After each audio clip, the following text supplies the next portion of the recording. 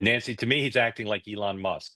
He's doing big, bold things. He's not caring what people think, and people like that. People like to see big, bold things. They don't like little things. They like big things. And I think Musk is it's not a coincidence that Musk is there. How do you appraise my theory that he's on track to be more powerful than he was, even though he's a lame duck?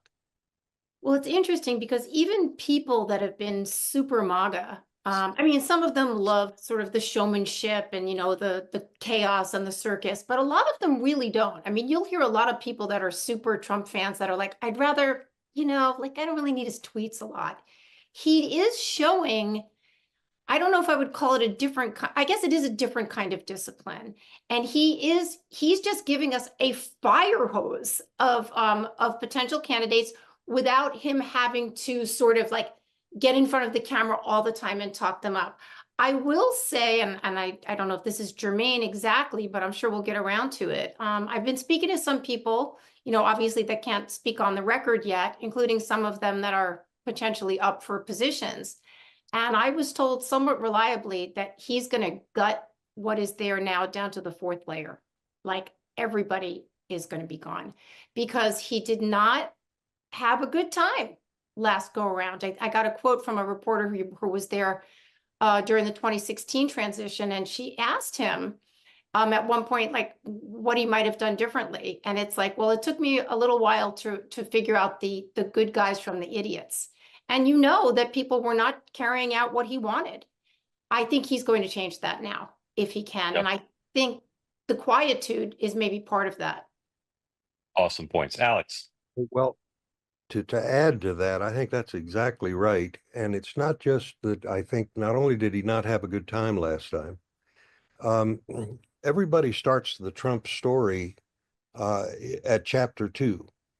Once upon a time, there was a place called Washington, and things were going great. And then this disruptive guy came along and appointed all these outsiders. And oh my heavens, why did he do that? Isn't that strange? And he's destroying all our norms and institutions. No, no, no. Let's go back to chapter 1. The American people were hurting. The American people were heartbroken. The people they trusted and sent to govern for them let them down.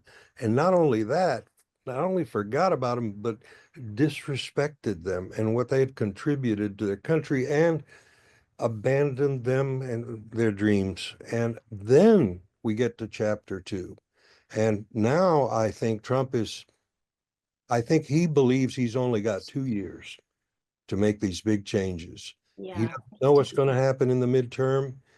It's like Israel. If you don't win the war in the first 2 weeks, America moves along. So I think he is pushing hard right now. And Nancy, I think you're dead right. He's going to wipe the table clean.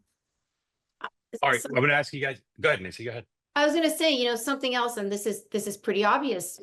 Once he's in office, he is, once he takes office, he's going to be a little bit vulnerable, right? Because even though he's got, man, he's got the Republican Party with him, people are looking, where's my opportunity, right? Where's my opportunity? I got to get in here now.